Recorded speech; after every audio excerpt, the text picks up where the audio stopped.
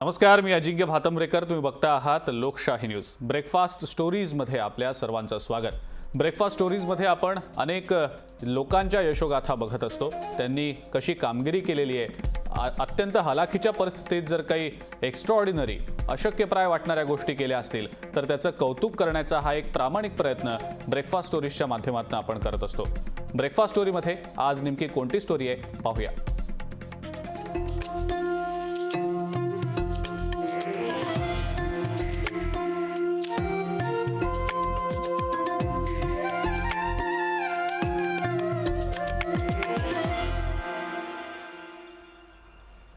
देशाच्या प्रत्येक भागामध्ये अनेक प्रतिभावान खेळाडू दडलेले आहेत. फक्त काहींना संधी मिळते तर काही बिकट परिस्थितीमुळे खेळापासून दुरावतात. अहमदनगर जिल्ह्यातली कुस्तीपटू सोनाली मंडलिकही अशीच आहे. लॉकडाऊनमुळे तिचा सराव सुटला, पण कुस्ती खेळण्याची तिची जिद्द मात्र अजूनही कायम आहे. पाहुयात सोनालीची ही कहाणी. सोनाली मंडलिक एक उमदी कुस्तीपटू. खेलो इंडिया स्पर्धेमध्ये सोनालीनं गोल्ड मेडल पटकावलंय. राज्यातल्या अनेक स्पर्धांमध्ये तिनं आपल्या कुस्तीनं वेगळी छाप तयार केली आहे. पण कोरोनाच्या काळामध्ये तालुक्यातला तिचा सराव थांबला. पण सोनालीच्या वडिलांनी हार मानली नाही. पत्र्याच्या शेडमध्ये राहणाऱ्या पित्यानं पोरीसाठी कुस्तीचा आखाडा तयार केला. आता सोनाली या आखाड्यात सराव करतीये.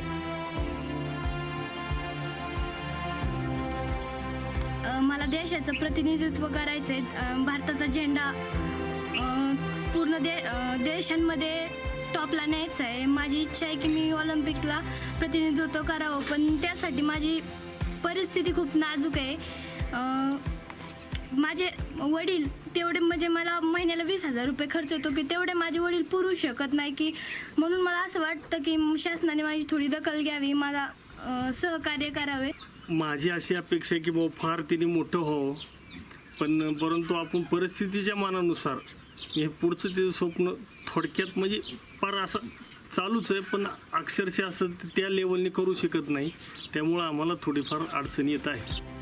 खेडेगावात राहणाऱ्या सोनालीची कीर्ती पंचक्रोशीत आहे. या भागातले अनेक खेळाडू तिच्यापासून प्रेरणा घेत आहेत. सोनालीसोबत सराव करण्यासाठी कापरेवाडीत येत आहेत. सोनालीचे कोच बिकट परिस्थितीतही तिच्यावर मेहनत घेत आहेत. पण प्रश्न आहे तो एका कुस्तीपटूसाठी असलेल्या आवश्यक खुराकाचा. महिन्याकाठी हाय प्रोटीन डाएट, योग्य आहार एका कुस्तीपटूला मिळायला हवा. यासाठी सोनालीला मदतीची अपेक्षा आहे.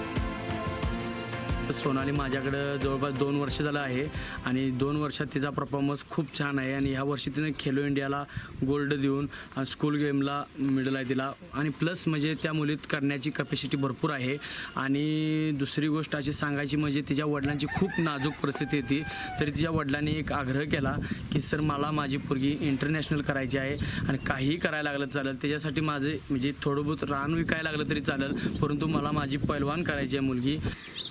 त्यांचा गेम बघून, त्यांचं इतकं मोठं झालेलं बघून मला बी असं वाटलं की मला बी पैलवान व्हावं, त्यांच्यासोबत राहावं आणि त्यांच्याबरोबर प्रॅक्टिस करून त्यांच्यासारखंच मोठं व्हावं आणि नॅशनलला मेडल घ्यावं. सोनाली वयाच्या 5व्या वर्षापासून मेहनत घेतेय. घरची हलाखीची परिस्थिती असतानाही वडील तिच्यासाठी जीव तोडून प्रयत्न करतायत. 2024च्या ऑलिम्पिकमध्ये देशाचं प्रतिनिधित्व करण्याची सोनालीची इच्छा आहे. त्यासाठी ती आहे त्या परिस्थितीत ती मेहनत घेतेय. आता तिला गरज आहे मदतीची. एका गीता फोगटनं आपल्या वडिलांच्या प्रेरणेनं देशाचा नावलौकिक वाढवला. सोनालीलाही मदतीचा हात मिळाला तर तिच्यात भविष्यातला मोठा कुस्तीपटू पाहायला मिळेल यात शंका नाही.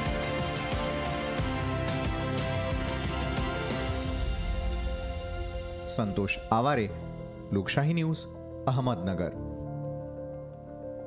तर नगरच्या कापरेवाडीच्या सोनाली मंडलिकची ही सगळी कहाणी आपण पाहिली. मात्र तिच्याचकडनं आपण या संदर्भातली अनेक वेगवेगळ्या प्रकारची माहिती जाणून घेणार आहोत. स्वतः सोनाली सध्या आपल्या सोबत आहे. सोनाली, तुझं खूप खूप स्वागत ब्रेकफास्ट स्टोरीजमध्ये, लोकशाही न्यूजमध्ये. सर्वात आधी तर तुझं खूप अभिनंदन की तू खेलो इंडियासारख्या एका देशस्तरीय स्पर्धेमध्ये पदक मिळवलंस, मेडल मिळवलंस आणि अतिशय जबरदस्त कामगिरी त्यावेळेला केलीस तू. सोनाली, मात्र सुरुवातीला हे जाणून घ्यायला तुझ्याकडनं निश्चितपणे आवडेल की या कुस्ती संदर्भातली प्रेरणा तुला नेमकी कशी मिळाली आणि प्रशिक्षक सध्या तुझे तुला कशा पद्धतीनं कोचिंग देत आहेत. सोनाली, सुरुवातीला त्याबद्दल काय सांगशील? मी इंटरनॅशनल कुस्ती संकुल श्रीगोंदा येथे प्रॅक्टिस करते. कोरोनामुळे लॉकडाऊन मध्ये माझी प्रॅक्टिस बंद होती. पूर्ण म्हणजे देशच लॉकडाऊन असल्यामुळे प्रॅक्टिसची खूप अडचण येत होती. परफॉर्मन्स तर टिकला पाहिजे, लेवल कमी नाही झाली पाहिजे आणि प्रॅक्टिस पण झाली पाहिजे. खूप अडचण येत होत्या प्रॅक्टिसच्या बाबतीत, बाहेर जाता येत नव्हतं. मग पप्पांनी घरी सेंटर सुरू केलं माझ्या. हा हा. माझे पप्पा स्वतः पैलवान होते, पण परिस्थितीमुळे त्यांना पुढे जाता नाही आलं. त्यांचं स्वप्न होतं की माझा मुलगा किंवा मुलगी मला खूप मोठी करायची, तिला भारताचं नाव तिने मोठं केलं पाहिजे, माझ्या पप्पांचं स्वप्न होतं. त्यामुळे पप्पांनी घरी एक तालीम केली आहे झोपडीची. हा हा. मी आणि माझी मैत्रीण, आम्ही जगावची आहे, ती छोटी आहे माझ्यापेक्षा. हा हा. आम्ही दोघी प्रॅक्टिस करतो आमच्या घरी. बर. पण सोनाली, प्रॅक्टिस तर आता कोरोनाच्या काळामध्ये थांबलेली होती आणि तू जसं सांगितलंस तसं तुझ्या वडिलांनी तुला एक वेगळा आखाडा एक प्रकारे तयार करून दिला, जेणेकरून तुझी जी तालीम आहे, जी प्रॅक्टिस आहे ती सुटू नये. त्याबद्दल सुरुवातीला काय सांगशील? आणि दुसरी महत्त्वाची बाब म्हणजे वडिलांचं स्वप्न आहे, ते सुद्धा कुस्तीपटू होते, तू स्वतः आता कुस्तीपटू आहेस, तर ते त्यांचं स्वप्न तुझ्यामध्ये आता बघतायत. त्यामुळे सोनाली, ते तुला खरं करून दाखवायला देखील लागणार आहे, ते एक आव्हान तुझ्या समोर असणार आहे, त्याबद्दल काय सांगशील? माझ्या पप्पांचं खूप मोठं स्वप्न आहे, पण परिस्थितीमुळे ते म्हणजे स्पर्धेला जाण्यासाठी पैसे कमी पडतात. कुठून तरी पप्पा उभं करतात, पण ते जशी मदत हवी तशी मिळत नाही. माझ्या पप्पांचं स्वप्न एवढं आहे की मी इंटरनॅशनलला गोल्ड घेऊन देशाचं प्रतिनिधित्व करावं ऑलिम्पिकसाठी. हा हा. आणि त्यासाठी मी माझ्या घरीच प्रॅक्टिस करते. आता सेंटर सुरू व्हायला लागले हळूहळू, मी जाणार आहे तालमीमध्ये. हा हा. पण आज जर मी घरी थांबले असते तर माझा परफॉर्मन्स खूप लो झाला असता. ह्या वर्षी नॅशनलला मला टफ कुस्त्या गेल्या असत्या. त्यामुळे माझ्या पप्पांनी घरी तालीम सुरू केली, कारण माझा वाढला नाही पण लो पण नाही झाला पाहिजे. त्यासाठी मी घरी प्रॅक्टिस करते. माझ्या पप्पांची खूप इच्छा आहे की मी देशाचं प्रतिनिधित्व करावं. बिलकुल. सोनाली, आम्ही दृश्यांमध्ये बघितलं की कपाट तुझं पूर्णपणे ट्रॉफीज आणि मेडल्सनं भरलेलं आहे, त्यामुळं त्याबद्दल तर तुझं खूप कौतुक आहेच. मात्र तुझा सराव नेमका कसा असतो, दिनक्रम नेमका कसा असतो आणि महिन्याला नेमका त्याबद्दल किती खर्च करावा लागतो, कारण खूप महत्त्वाचा भाग असतो तो. सोनाली, त्याबद्दल काय सांगशील? मी सकाळी 4 वाजता 3:30 वाजता उठते. 4 वाजता सुरू होती. आवर काढणे 4 वाजते. 4 वाजता आम्ही मेहनत मारतो. मेहनत म्हणजे जोर, बैठक, सपाट्या, आणि नंतर मग रनिंग करतो. पीटी वॉर्मिंग अप करतो. पूर्ण अंग गरम झालं पाहिजे, कारण की पूर्ण अंग गरम नाही झालं तर प्रॅक्टिस मध्ये लागण्याची शक्यता असते. पूर्ण आम्ही प्रॅक्टिस मध्ये अंग गरम करून प्रॅक्टिस सुरू करतो. नंतर टेक्निक असतं आमचं. टेक्निक नंतर स्ट्रगल घेते आणि नंतर मग स्ट्रेचिंग वगैरे, आणि जसं शेड्यूल असेल तर रोज शेड्यूल चेंज असतं, तशी प्रॅक्टिस घेतात आमची. ते माझं आताच्या घरात माझं कपाट आहे, तसं मला माझे पूर्ण घरात असे कितीतरी कपाटे लावायचे, म्हणजे त्यात माझ्या ट्रॉफ्या भरल्या पाहिजे. ही तर फक्त सुरुवात आहे, आणखी मला खूप यश मिळवायचे. बरोबर. सोनाली, नेमकी तू कुस्ती खेळायला सुरुवात केव्हापासून केलीस आणि ज्या वेळेला सुरुवात केलीस त्यावेळेला काय काय गोष्टी तुला बघायला मिळाल्या, आव्हानं नेमकी समोर काय बघायला मिळाली? आपल्या समोर अनेक उदाहरणं आहेत, देश पातळीवर, आंतरराष्ट्रीय पातळीवर त्यांनी स्पर्धा अनेक गाजवलेल्या आहेत. फोगाट बहिणी आहेत ज्यांनी आपलं कुस्तीतलं जे नाव आहे आंतरराष्ट्रीय पातळीवर अतिशय उंचावलेलं आहे, देशाचं तिरंगा फडकावलेला आहे, अनेक मेडल्स जिंकलेली आहेत. प्रेरणा नेमकी कशी मिळते त्याबद्दल, सोनाली, त्याबद्दल काय सांगशील? मी तर वयाच्या लहान असल्यापासून, म्हणजे ते फोगाट जे आहे त्यांची माहिती होण्या आधीपासूनच मी प्रॅक्टिस करते. खूप छोटी होती मी, तेव्हा मला माझे पप्पा प्रॅक्टिसला घेऊन जायचे, म्हणजे मी फक्त बघायची प्रॅक्टिस. त्यातून मला खूप प्रेरणा मिळाली. नंतर मग हळूहळू समजायला लागलं की कशा प्रकारे काय केलं पाहिजे. तर त्या ज्या बहिणी आहेत फोगाट, त्यांच्या वडिलांमुळे ते आज एवढे मोठे झाले. देशाच्या कानाकोपऱ्यात त्यांचं नाव आहे. असंच मला पण माझं नाव देशाच्या कानाकोपऱ्यात पोहोचलं पाहिजे, एवढंच माझं स्वप्न आहे. बिलकुल. सोनाली, वडिलांनी हा जो एक तात्पुरत्या स्वरूपात तुझी प्रॅक्टिस सुटू नये म्हणून आखाडा तयार केलेला होता, हा त्यांनी कसा तयार केला, काय काय त्यावेळेला त्यांना आव्हानं आली, त्याबद्दल जाणून घ्यायला आवडेल. सिमेंट आणि पत्रा एवढे तर आमच्याकडे पैसे नव्हते, म्हणून आम्ही साधा लाकडांपासून एक छपरी तयार केली आणि विकत बाहेरून ट्रॅक्टरनी माती आणली आणि तिथंच मी सराव सुरू केला. सोनाली, या सगळ्या तुझ्या प्रवासामध्ये म्हणजे हा जो तुझा कुस्तीपटू बनून आंतरराष्ट्रीय पातळीपर्यंत जाण्याचा जो काही एक प्रवास सध्या सुरू आहे, त्यामध्ये आईवडिलांचं तर तुला सहकार्य मिळतच आहे, त्यांचा तर पाठिंबा आहे, मित्रमैत्रिणी असतील, प्रशिक्षक आहेत, त्यांचा सगळ्यांचा पाठिंबा आहे. मात्र हे सगळं करत असताना अभ्यासाकडे कितपत लक्ष असतं, त्याबद्दल सोनाली काय सांगशील? आता जास्त स्पर्धा असते, स्पर्धेमुळे बाहेर जावं लागतं, कॉलेजला जाता येत नाही. तर तसं तर मी बाहेरून अभ्यास करून पेपर देते, जसं मॅनेज होईल तसं कॉलेजला जाते. तालमीत जो दुपारचा वेळ मिळतो त्यात आम्ही अभ्यास करतो. बर, सोनाली, आणि प्रशिक्षक आहेत किरण मोरे जे तुला सध्या कोचिंग देत आहेत, त्यांची देखील मेहनत दिसते, कारण या कोरोनाच्या काळामध्ये भरपूर गोष्टींवर मर्यादा आलेल्या होत्या, अनेक बंधनं होती, त्यामुळं बऱ्याच गोष्टी खोळंबलेल्या होत्या. मात्र त्याच्या आधी आणि आता ज्या वेळेला हळूहळू गोष्टी थोड्या सुरळीत व्हायला सुरुवात झालेली आहे, कोचिंग कशा पद्धतीनं आता सुरू आहे आणि जे तुझे प्रशिक्षक आहेत ते तुला कशा पद्धतीनं कोच करतात, त्याबद्दल निश्चितपणे जाणून घ्यायला आवडेल.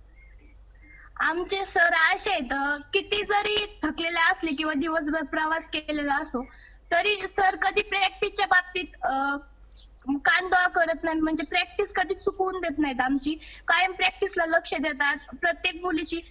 सर फक्त प्रॅक्टिस मध्ये स्ट्रिक्ट आहेत, बाकीच्या वेळेस सर मुलींची एवढी काळजी घेतात जसे की त्यांचे पप्पा घेतात तशी. आणि कोचिंगचं शेड्यूल कसं असतं सोनाली? आमची प्रॅक्टिस सकाळी 3:30 पासून सुरू होती तालमीत आणि 8 वाजेपर्यंत चालती. सर आधी पहिल्यांदा मेहनत घेतात, म्हणजे मी घरी जसं करते तसंच तालमीत असतं, फक्त ते मुलींमध्ये आणि स्पीड मध्ये असतं. ते कोच असल्या वेगळाच फरक असतो ना प्रॅक्टिस घेण्यात.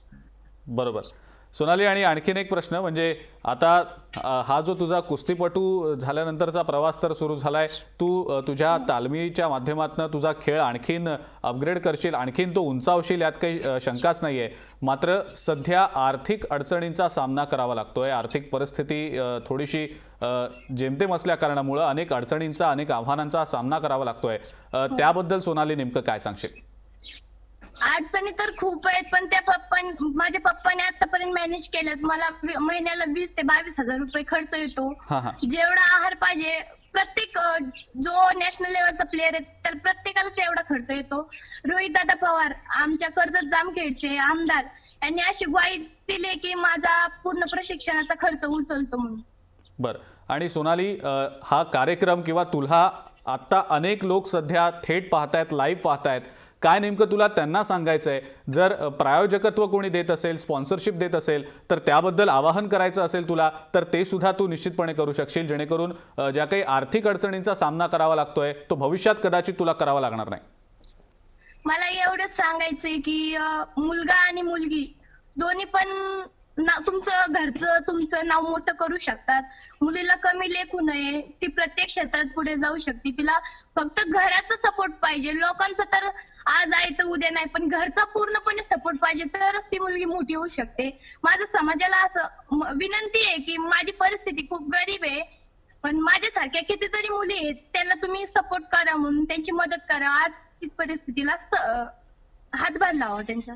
बिलकुल सोनाली, खूप खूप धन्यवाद. तू आज ब्रेकफास्ट स्टोरीजमध्ये आलीस आणि तुझी ही यशोगाथा लोकशाहीच्या सगळ्या प्रेक्षकांपर्यंत पोहोचवलीस, त्याबद्दल मला निश्चितपणे आशा आहे की तुला बघितल्यानंतर आपल्या राज्यातल्या अनेक मुली नक्कीच प्रेरणा घेतील आणि सोनालीसारखी कामगिरी करावी अशी भावना त्यांची निश्चितपणे असेल. भविष्यात त्या कदाचित सोनालीचा आदर्श ठेवून त्या दृष्टीनं वाटचाल देखील करतील. पण या माध्यमात एक आवाहन करावं असं वाटतंय लोकशाहीच्या प्रेक्षकांना.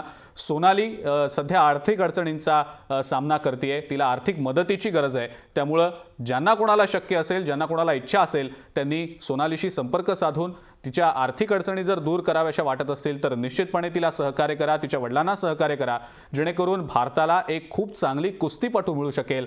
महाराष्ट्राची ही धाकड गर्ल देशाच्या पातळीवर, आंतरराष्ट्रीय पातळीवर निश्चितपणे आपला झेंडा रोवू शकेल. ब्रेकफास्ट स्टोरीजमध्ये आज आपण इथंच थांबूया. नमस्कार.